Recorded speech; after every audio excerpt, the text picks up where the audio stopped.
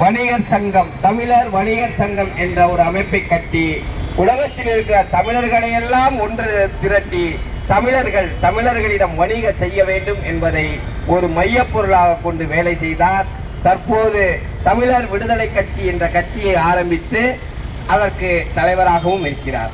இவர் என்ன சாதனை செய்திருக்கிறார்? இவர் யாருக்காக இங்கே போராடுகிறார் என்றால், உங்களுக்காகவும் எனக்காகவும் உங்கள் குழந்தைகளுக்காகவும் உங்கள் பிள்ளைகளுக்காகவும் தான் இவர் போராடி கொண்டிருக்கிறார். நீங்கள் இவர் பேச்சை கேட்டு பல ஆயிரம் ஓட்டுகள் போட்டு விடுவீர்கள் என்ற காரணத்திற்காக நாங்கள் இந்த தேர்தலில் நிற்கவில்லை. இந்த தேர்தல் எதை மையப்படுத்தியது, யாருக்கானது, இந்த தேர்தலிலே இந்த திருட்டு கும்பல்கள் என்னென்ன வேலை செய்கிறது என்பதை நாங்கள் உங்களுக்கு சொல்வதற்காகவே, அவர்களை தோல் உரிப்பதற்காகவே இந்த தேர்தலிலே நிற்கின்றோம். இங்கே சமூக நீதி என்று பேசுகின்ற இந்த திருட்டு தெலுங்கு திமுகவை எதிர்த்துதான் நாங்கள் தேர்தல் பரப்புரை செய்கின்றோம். ஆக நாங்கள் திமுகவை எதிர்க்கிறோம் என்றால் அதிமுகவை ஆதரிக்கிறீர்களா என்ற கேள்வியை நீங்கள் கேட்கலாம். அப்படி அல்ல, அதிமுக ஊழல் கட்சி, அதையும் நாங்கள் எதிர்க்கின்றோம். உங்கள் வாக்கு அதிமுகவிற்கும் கிடையாது, திமுகவிற்கும் கிடையாது என்ற கணக்கை நீங்கள் வைத்துக் கொள்ள வேண்டும். இந்த ஆட்சியில் என்ன குறை இருக்கிறது என்றெல்லாம் சிலர் கேட்கிறார்கள். இந்த ஆட்சி கடந்த 5 வருட ஆட்சி நடந்து கொண்டிருக்கிறது. இது ஆட்சியா? இது மானம் கட்ட ஆட்சி. இந்த ஆட்சி சமூக நீதி ஆட்சி என்று வேற சொல்லிக் கொள்கிறார்கள். இதில் எங்கே இருக்கிறது சமூக நீதி? இந்த ஆட்சியில் எத்தனை பித்தலாட்டங்கள் நடந்து கொண்டிருக்கிறது நம் கண் முன்னே பார்த்து கொண்டிருக்கின்றோம். நம் வீடு பற்றி எரியாத வரை நமக்கு எந்த பிரச்சனையும் அல்ல. ஏனென்றால் எரிவது அடுத்த வீடு. ஆகவே நாம் கடந்து போய்கொண்டே இருக்கின்றோம். இந்த சமூக நீதி ஆட்சியிலே புதுக்கோட்டை வேங்கை வயலிலே குடிக்கிற தண்ணியில மலத்தை கலந்தான். இந்த சமூக நீதி பேசுற இந்த புடுங்கி ஸ்டாலின், காவல்துறையை கையில் வைத்திருக்கின்ற இந்த ஸ்டாலின் அந்த வேங்க வயல் பிரச்சனைக்கு என்ன நடவடிக்கை எடுத்திருக்காரு இதுவரைக்கும்? அதுதான் நம்மளுடைய கேள்வி. சமூக நீதி என்று மூச்சுக்கு 300 தடவை பேசும் இந்த திருட்டு கும்பல் வேங்க வயலில் நடந்த பிரச்சனைக்கு என்ன நடவடிக்கை எடுத்தீர்கள் சொல்ல முடியுமா? முடியாது. திருநெல்வேலி மாவட்டத்தில், தென் மாவட்டங்களில் கிட்டத்தட்ட 1000 ஆணவ படுகொலைகள் நடந்திருக்கிறது. அதிகாரப்பூர்வமாக நம்ம கிட்ட எல்லா பதிவும் இருக்கிறது. காதல் மறுப்பு பண்ணா, கொலை பண்றான். 10வது படிக்கிற ஒரு பையனை சாதி வெறியால வெற்றான். இந்த அரசு என்ன நடவடிக்கை எடுத்திருக்கிறது? ஆம்ஸ்ட்ராங் என்ற ஒரு மிகப்பெரிய ஒரு அண்ணன் பகுஜன் சமாஜ் கட்சியின் தலைவராக இருந்தாரு. அவரை வெட்டி படுகொலை செய்துட்டான். இப்ப வரைக்கும் எடுத்த நடவடிக்கை என்ன? ஒரு கொலை நடந்திருக்கிறது. அந்த கொலையை செய்தவர்கள் யார்? இப்படி இந்த கொலையை செய்தது யாருன்னு இப்ப வரைக்கும் கண்டுபிடிக்கல. ஆம்ஸ்ட்ராங் என்பவன் சாதாரண மனிதர் கிடையாது. ஒரு தேசிய கட்சியின் மாநில தலைவன், MABL படித்த ஒரு வழக்கறிஞர், ஒரு சாதியின் பின்னால் இருக்கக்கூடிய ஒரு மிகப்பெரிய தலைவன், மிகப்பெரிய பணக்காரன். அவனுடைய கொலைக்கு இன்னைக்கு வரைக்கும் நீதி கிடைக்கல. நம்மளையெல்லாம் கொலை செஞ்சா இந்த திமுக என்ன பண்ணும்? ஆனா இவன் பேசுறது சமூக நீதி. இவன் பேசுவது சமூக நீதி. கடந்த 5 வருடங்களில கிட்டத்தட்ட 1300 பேரை காவல் நிலையத்தில் வைத்தே கொண்டிருக்காங்க. Lockup death. யார் சொல்றா? இந்திய காவல்துறை மரண ஆணையம் வெளியிட்டிருக்க ஒரு அறிக்கை. நம் எதுவும் இங்க பொய்யோ மிகைப்படுத்தியோ சொல்லல. திருப்போணத்துல ஒரு பையனை கொன்னாங்க. அதோடைய சுவடு மூடல. பரமக்குடி மானாமதுரையில ஆகாஷ்னு ஒரு பையனை காவல்துறை விசாரணை கூட்டி கொண்டு போய் அடிச்சு கொண்டுட்டான். முன்னவரத்தூர்ல மணிகண்டன் ஒரு பையனை போலீஸ் அடிச்சே கொண்டுட்டான். அப்ப இந்த போலீஸ் ஒருத்தனை அடித்துக் கொள்வதற்கு யார் உரிமை கொடுத்தது? நீங்க என்ன செஞ்சீங்க? இந்த பெலிக்ஸ் ஒருத்தர் சாத்தான் குளத்துல காவல்துறையால் அடித்துக் கொல்லப்பட்ட போது இதே மு.க. ஸ்டாலின், இதே அக்கா கனிமொழி என்ன பேசினீங்க? எடப்பாடி காவல்துறை அமைச்சரே, நீ பதவி விலக வேண்டும், உனக்கு காவல்துறை அமைச்சகத்தை பாதுகாக்க துப்பில்லை என்று சொன்ன அதே வாய்தான் இன்னைக்கு இருக்கு. ஆனா இன்னைக்கு காலம் மாறி இருக்கு. அன்னைக்கு எடப்பாடி முதல்வராக இருந்தாரு, இந்த காவல்துறைக்கெல்லாம் மந்திரியாக எடப்பாடி இருந்தாரு. ஆனா இன்னைக்கு இதே காவல்துறை, அதே லத்தி, அதே ஷூ, அதே கொலை. ஆனா முதல்வர் யார் இருக்கா? மு.க. ஸ்டாலின் இருக்காரு. இங்க செத்து போன ஆகாசுக்கும் செத்து போன மணிகண்டனுக்கும் என்ன நீதி கிடைச்சிச்சு? ஒரு நீதியும் கிடைக்கல, கிடைக்கவும் கிடைக்காது. ஏன்னா இது மானங்கட்ட அரசு. இந்த அரசு என்ன சொல்லும்? சமூக நீதி காத்த அரசுன்னு சொல்லும். அந்த அரசு யாரை தூக்கி பிடிக்கும்? நம்ம கண் முன்னாடி சிலையா இருக்காரு ஈவேரா ராமசாமி, இவரை தூக்கி பிடிக்கும். இவர் செஞ்ச சாதனை என்ன? காஞ்சிபுரம், நான் காரைக்குடியில இருந்து வந்திருக்கேன். காஞ்சிபுரத்துல இருக்க 2 பீடங்க. ஒண்ணு இந்த பெரியாரு, அதுக்கு எதிர மாதிரி இருக்கிற இந்த சங்கிராமம். இந்த 2ஐயும் நீங்க காஞ்சிபுரத்துல தகர்த்து எறிஞ்சீங்கன்னா இந்த காஞ்சிபுரம் உருப்படும். இந்த 2 இருக்கிறதுனால எந்த பயனும் கிடையாது. இந்த சங்கிராமமும் இந்த ஈவேரா ராமசாமியும் இருக்கிறது காஞ்சிபுரத்துல என்ன பயன்? யாருக்காவது ஏதாவது ஒரு பயன் இருக்கா? ஒண்ணும் கிடையாது. இவனுங்க என்னன்னா ஐயர்களை திட்டுறாங்கன்னு நினைப்பீங்க. ஒரு காலமும் தமிழ் பார்ப்பனர்களை, தமிழ் ஐயர்களை, தமிழ் ஆசாரிகளை, தமிழ் ஓதுவார்களை நாங்க திட்டவே மாட்டோம். ஏன்னா இவர்கள் எல்லாம் எங்கள் மரபு வழி வந்தவர்கள், திருவாசகத்தை கொடுத்தவர்கள். இவர்கள் எல்லாம் எங்களுக்கு பல இதிகாசங்களை கொடுத்தவர்கள். ஆனா இன்னைக்கு இருக்கிற இந்த கடவுள் கடவுள் என்று சொல்லிக் கொண்டிருக்கின்ற இந்த தெலுங்கு பார்ப்பனர்களை ஓட விரட்ட வேண்டும். ஏன்னா இது தமிழ்நாடு. இங்க இருக்கிற சங்கர மடம் மாதிரி தெலுங்கு ஆந்திராவில இல்ல டெல்லியில குஜராத்ல ஏதாவது ஒரு தமிழ் சுவாமி அங்க ஒரு மடம் வச்சிருக்கானா? கிடையாது, கிடையவே கிடையாது. எங்கு போனாலும் தமிழ விவசாய கூலியாகத்தான் இருப்பான், எங்கேயும் முதலாளி ஆக மாட்டான். ஆனா தமிழ்நாட்டுல எங்கிருந்து வந்தாலும் சரி தமிழ்நாட்டுல முதலாளியா இருப்பான். அதுக்கு நிறைய உதாரணம் சொல்லலாம். ஈவேரா ராமசாமி அவருடைய திராவிட கழகத்துல பல கோடி சொத்து. எங்க இருந்து வந்தார் இந்த ராமசாமி? இவருக்கும் தமிழ்நாட்டுக்கு என்ன சம்பந்தம்? இவர் தமிழ்நாட்டுல புடுங்க ஒண்ணும் கிடையாது. ஆனா பல கோடி சொத்து. இங்க இருக்கிறாரு ஐயா மடம் இருக்கே, சங்கரா மடம், கொலை குற்றவாளி. இவர் எங்க இருந்து வந்தாரு? இவருக்கு இத்தனை கோடி சொத்து எங்க இருந்து வந்துச்சு? யாராவது கேள்வி கேட்போமா? கிடையாது. கொலை குற்றவாளி, திருப்பி சொல்லுவோம், கொலை குற்றவாளி. ஜெயில களி தின்னாரு.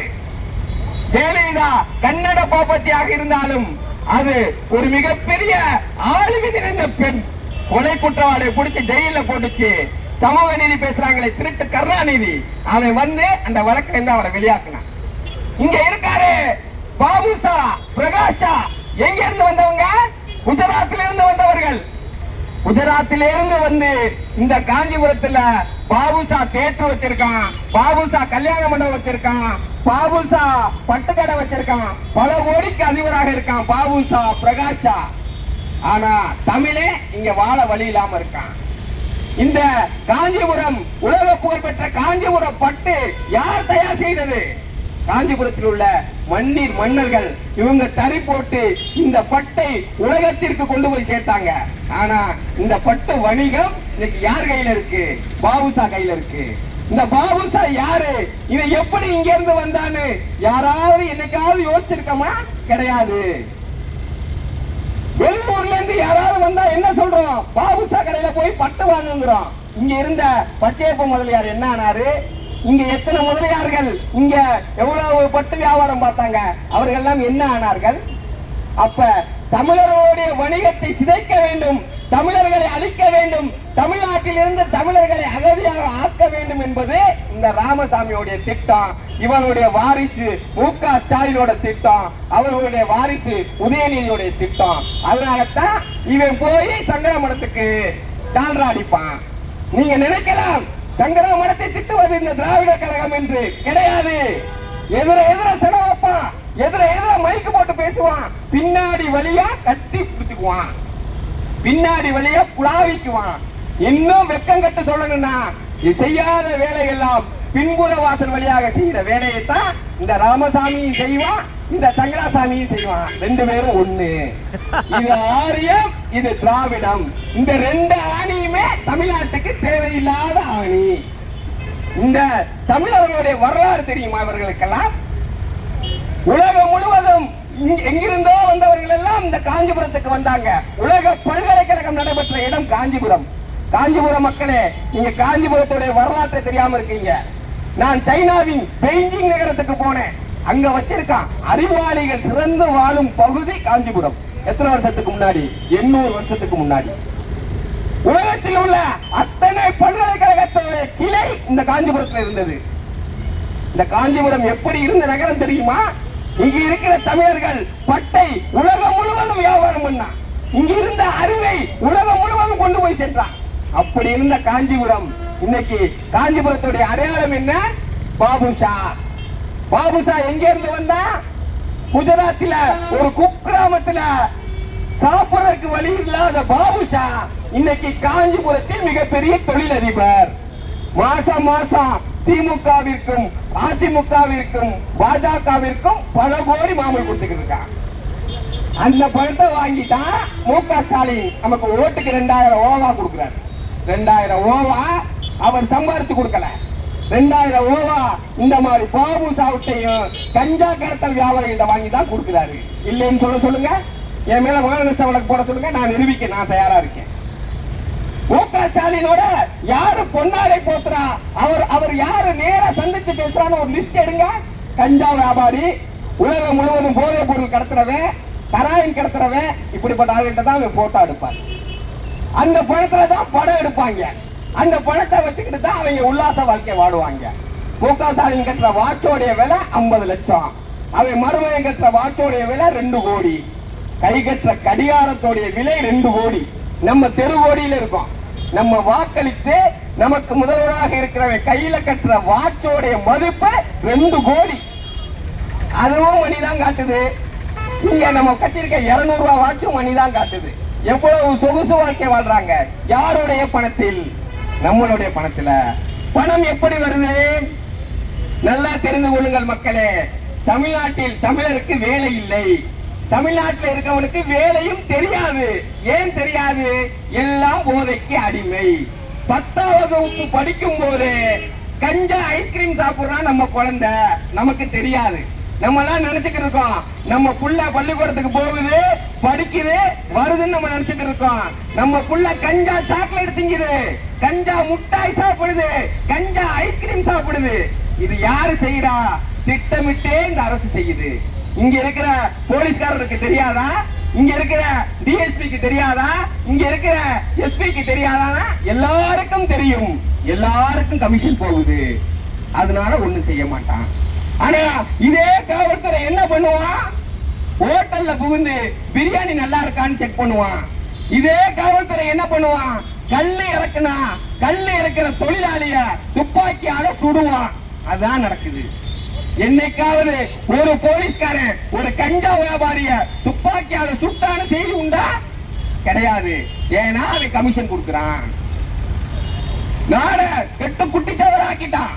போதை டாஸ்மார்க் கடை திறப்பதற்கு ஒரு நேரம் இருக்கிறது, மூடுவதற்கு ஒரு நேரம் இருக்கிறது. ஆனா 24 மணி நேரமும் அண்ணன் செந்தில் பாலாஜியின் கடை பார்வையில, 10 ரூபாய் பாலாஜியின் கடை பார்வையில எல்லா நேரங்களிலும் சரக்கு கிடைக்கும். பாட்டிலுக்கு 10 ரூபாய் கூட. நேரம் ஆக ஆக பாட்டிலுக்கு 10 ரூபாய் கூட. 11 மணிக்கு கடை அடைச்சுவான். 12 மணிக்கு வாங்கினா 130 ரூபாய் கோட்டு 150 ரூபாய். நீ நைட்டு 1 மணிக்கு வாங்கினா அதுவே 160 ரூபாய். காலையில 6 மணிக்கு வாங்கினா குவார்டர் 200 ரூபாய். எல்லா நேரத்திலையும் டாஸ்மார்க் கிடைக்கும். இதுதான் சமூக நீதி. எல்லாருக்கும் எல்லா திட்டமும் இதுதான். எல்லா ஊர்லயும் இதுதான். காஞ்சிபுரத்திலையும் இதுதான். தமிழ்நாடு முழுவதும் இதுதான். காலையில 6 மணிக்கு ஒரு குடும்ப தலைவரோ ஒரு இளைஞனோ போதையை போட்டா அவன் எப்படி வேலை பார்ப்பான்? அப்ப எப்படி தமிழ்நாட்டுல தமிழர்கள் வேலை பார்க்காம வடவர்கள் வேலை பார்க்கறான்னா அவன் பார்ப்பான்.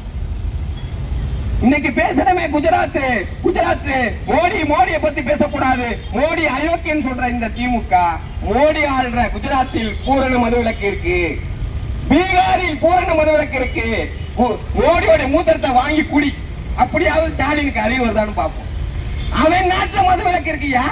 ஆனா ஓ நாட்டுல 24 மணி நேரம் சரக்கு கிடைக்குது. அப்புறம் எப்படி இங்க வேலைக்கு போவான்? எப்படி வேலைக்கு போவான்? ஒண்ணு கஞ்சாவில் இருக்க வேண்டும், இல்லைன்னா சரக்குல இருக்கணும்.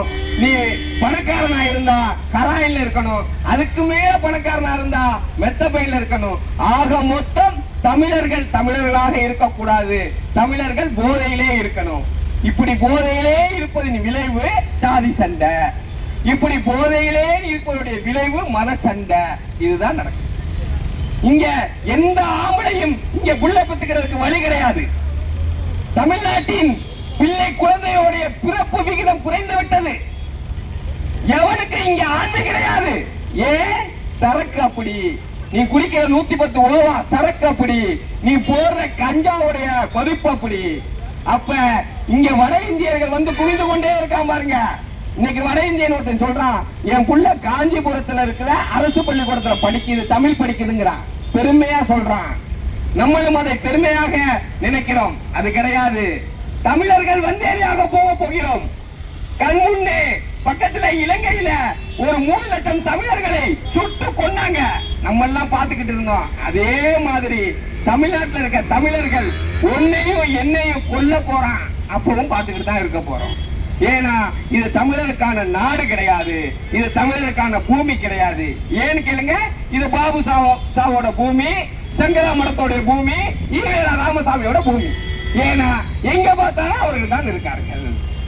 ஆக இதெல்லாம் தமிழகத்திற்கு பிடித்த பீடை. என்னைக்கு இந்த ராமசாமி சிலையை நாம் அகற்றுகிறோமோ, என்னைக்கு இந்த சங்கரா மடத்தை நாம் அகற்றுகிறோமோ, அன்னைக்கு தான் தமிழர்கள் தமிழர்களாக வாழ முடியும். தமிழர்கள் தமிழர்களாக வாழ்ந்த காலம் ஒரு காலம். கடல் கடந்து போரிட்ட ராஜராஜ சோழன் கடாரம் என்றான். கங்கை வரை போனா, மலேசியா போனா, சிங்கப்பூர் போனா, அதெல்லாம் ஒரு காலம். அன்னைக்கு இருந்த தமிழர்களுடைய வீரம் எங்க? அன்னைக்கு இருந்த தமிழர்களுடைய விவேகம் எங்க? கடல் கடந்து காஞ்சிபுர பட்டை உலகம் முழுவதும் கொண்டு போய் சேர்த்தானே தமிழன், இந்த காஞ்சிபுர தமிழன். அவனுடைய அறிவு எங்க? அவனுடைய வணிகம் எங்க?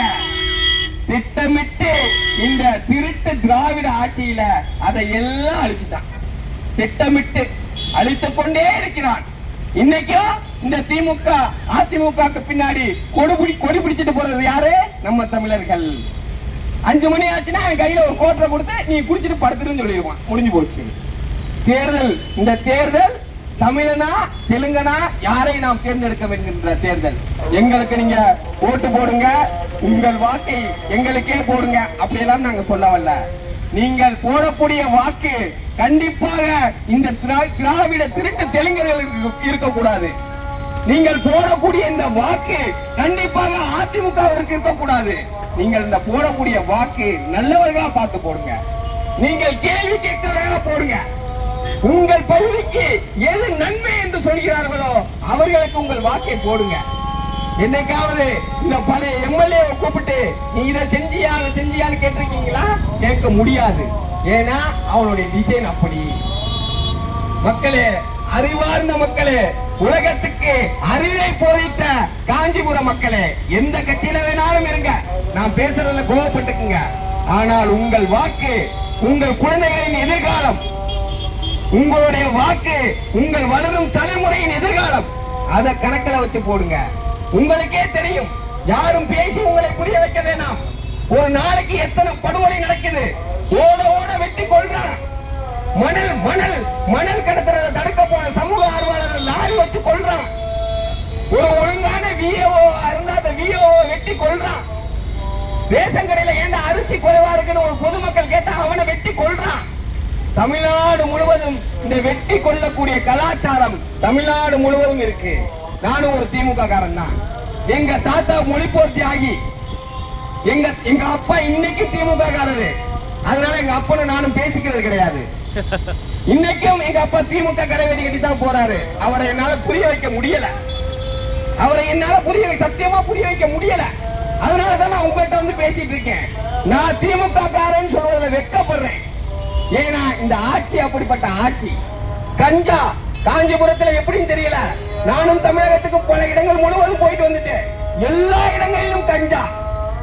கடைக்கு கடை இங்கே போதைப் பொருள் விற்பனை தடை செய்யப்பட்டுள்ளதுங்கிறாங்க.